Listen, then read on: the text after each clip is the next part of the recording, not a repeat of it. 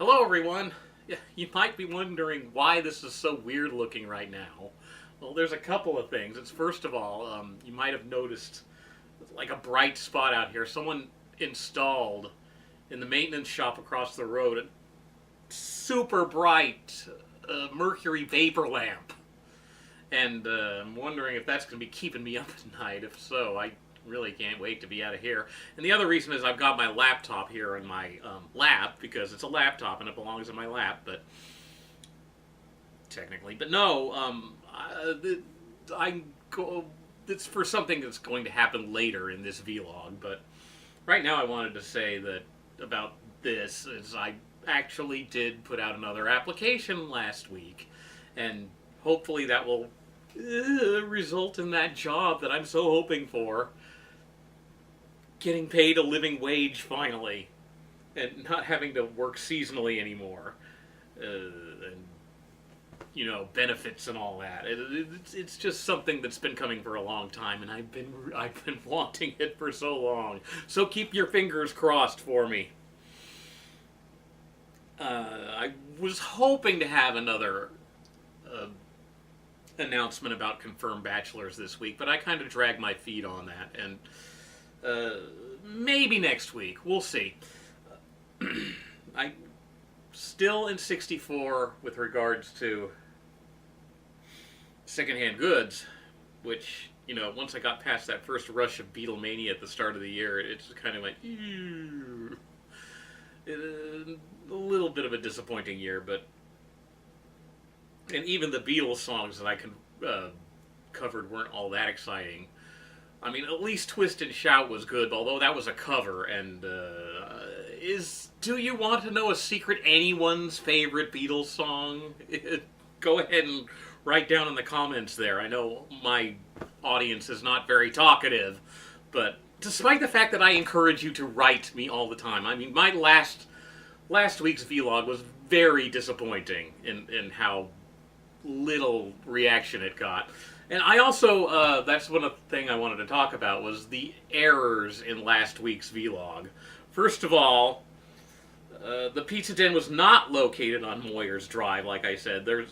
Moyers Drive is completely residential. I was thinking of Shane Drive, which is currently the road that goes right into Hilltop Mall. And when I was a really little kid, there was no Hilltop Mall. It was just fields. It was actually a horse pasture, and I remember my dad and uncle had horses that they would keep in that pasture, and they had to.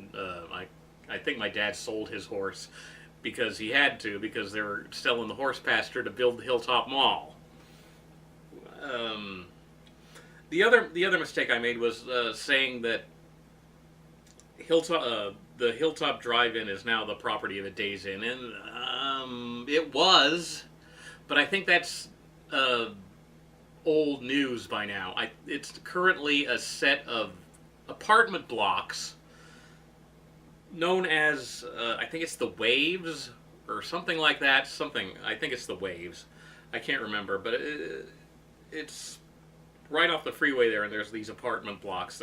I don't know if they're luxury. I don't know if I haven't seen them up close, so I wouldn't be able to tell you. But this week, it's another remembrance thing, and I promised you this one. The remembrance of the Bay Area radio when I was a kid, and that's what this is all about, because I did a little bit of research on the radio stations that I listened to as a kid, and that I remember as a kid, and I'm actually a little embarrassed by, the amount of times the words adult contemporary came up in the listing. Is just like, God, I've always had old man tastes, even when I was 7, 8 years old. It's kind of hilarious, but yes. So let's just dive right into this, because time's a wasting. This could just wind up being a really long vlog like last week's, but anyway, the AM dial was that was mainly, if you know your history, the AM dial was mainly for top 40, and FM was for free form, which mainly meant album rock. It was like you had to get your Jethro Tull and Nectar fix somehow. So Triumvirate. Who else but me would talk about Nectar and Triumvirate? But anyway, uh, but I was what, like a kid back then, so I didn't listen to it. Well, we'll get to that, but I mean, I didn't listen to freeform radio. Let's be honest. Uh, I listened to the AM dial, and there was several AM stations to choose from. First of all, there was KYA, which was like the big top 40 station, and around 79 or so, they kind of transitioned into an oldies station. But when I was quite young, they were still playing, the current top 40, and the big one back then was KFRC. In fact, they were so big that I remember, like, the Pointer Sisters, who are, of course, local. Their brother was actually one of my English instructors in college. But, yeah, the Pointer Sisters had this song called Fire, and I'm kind of spoilering you because that's one of the songs I'm going to be reviewing for Secondhand Goods. Yes, it was a #2 hit. And that was written by, I believe that was written by Bruce Springsteen for them. But they had a special version of that song because you know how the regular version goes, I'm driving in your car, I turn on the radio. Well, the special version went, I'm driving in your car, I turn on KFRC. I wonder if that one's available anywhere because... but yeah, the thing KFRC was sort of my go-to station for many years, and the thing I mainly remember about them was Dr. Donald D. Rose, who's like one of those crazy morning show DJs, and he sort of set the mold for the crazy morning show DJ that everyone just makes fun of now. But yeah, just like all like goofy noises, and That's Right was sort of his signature noise, and I imagine somewhere there's recordings of his DJing. And of course, if you had a field communications station in your area, you've heard him because he would host the children's shows. The children's, like the cartoons, on KBHK here in San Francisco, and like WFLD in Chicago, and some of the other... I don't remember which the other ones are, but I definitely know KBHK because I used to watch cartoons there all the time.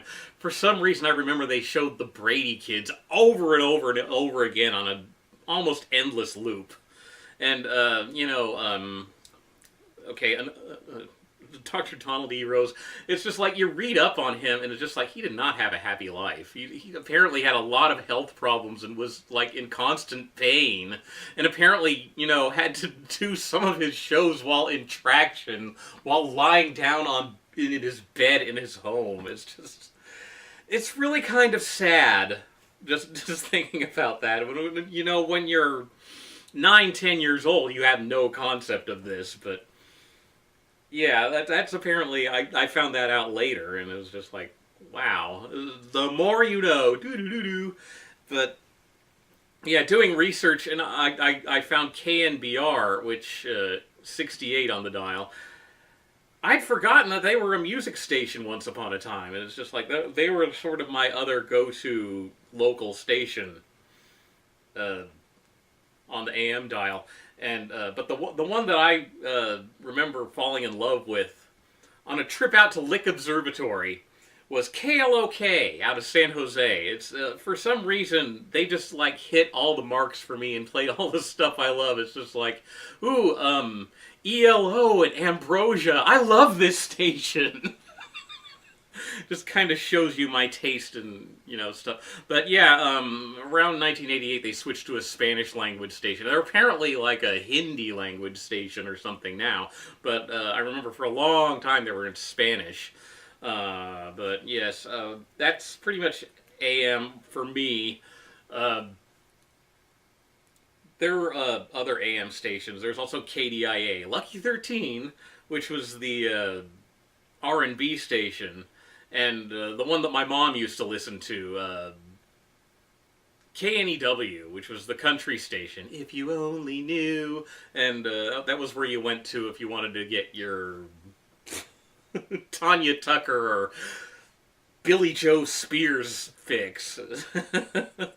Just kind of, yeah, I'm really in for a penny, in for a pound. I'm dating myself now.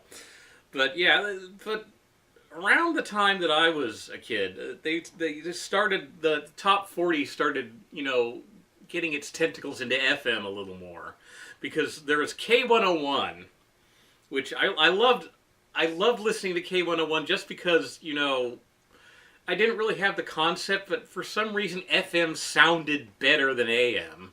It's just AM always, even if you were listening to it on your home stereo, it still kind of sounded like a transistor radio. But when listening to our parents' stereo, and they're originally a Heathkit, and then like a Pioneer that my uncle had got while on tour of duty out in Japan and brought it home to us.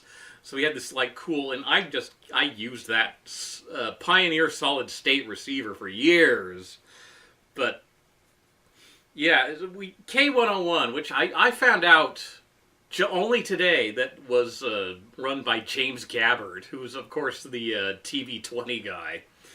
I had no idea, but I just remember that K101 just sounded way better than anything on the AM dial.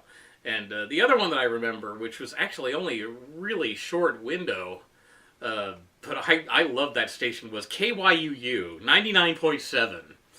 And it was only around for a very short amount of time, but that was another one that like hit all the notes for me. And I remember they had they'd advertise on TV because apparently NBC owned them.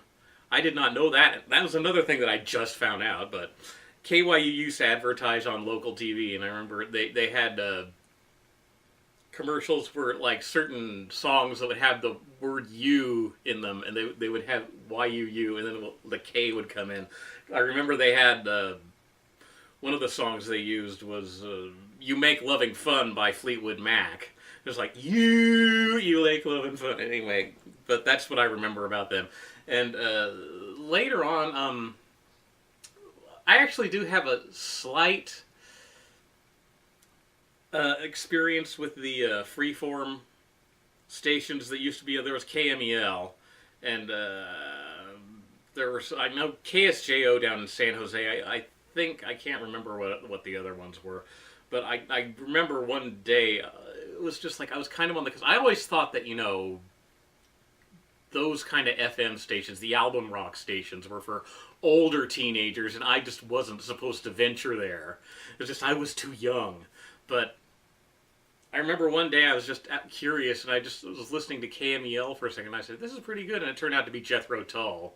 I imagine it was off of the, I almost said Stormwatch album, which is probably their, it seems like that was about the album that was current around the time. And I also remember listening to some I later found out it was the Dr. Demento show. It was just like this really goofy song, Shall We Walk or Take a Dog by Freddie the Flea, which I never heard again. I think I was recording at the time, and that just was on, I think that tape is long since broke, but I had it on a tape that I had taped off the radio, because I would tape off the radio sometimes. I still have some old things that I had taped off the radio, and I should probably check those out. I have all this weird stuff that I taped off the radio. I have like part of an episode of Solid Gold. No, that was off of TV. Although it might have actually been, because we had a JCPenney carry-around radio, and it was a carry-around radio tape recorder, rather. And I would sometimes record just, the radio from there. And that actually had the TV band on it, so you could actually record the audio from television on there. Which was good, because otherwise you like stick the microphone up to the TV speaker, and you get that low frequency hum from the electrons shooting out off of the TV, the picture tube, which you don't have that problem anymore, because televisions are all LCD. But Yeah, was there anything else FM? Yeah, it's like later on there was a KRQR, which was the rocker. That was kind of what I graduated to after my top 40 era. Is like I would go to KRQR, which is sort of a hard rock station, uh, album rock. Yeah. And I remember the thing I mainly remember is like when they would do like the morning traffic reports. They would always say something about the Nimitz, and they had like this audio cart of a woman going, "I hate the Nimitz." And I think that might have been from a caller that like called in one time, and they just wound up making it a cart. Like anytime there was something going on the Nimitz freeway, they would push that cart in. I hate the Nimitz. Anyway, so yeah, that's all I got today. Nothing to taste. I was considering actually getting a box of Botan rice candy, just adding to the whole nostalgic feel because I have like this whole big story about Botan rice candy. It wouldn't be anything new because I've been eating Botan rice candy almost my whole life, so that would just be for pure nostalgia. Since these things are kind of turning into nostalgia anyway, I thought I'd like turn the tasting segment into nostalgia too. Anyway, we're done looking at the laptop, and I think we're done with this vlog too. So we'll see you around. Spring water and its own special high country barley. It's no downstream beer. It's no city beer. It's Coors. Taste the high country, drive up to Coors.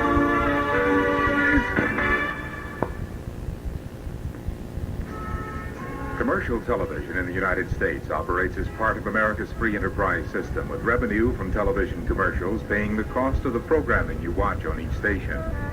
TV 50 takes this minute to thank the local businesses who have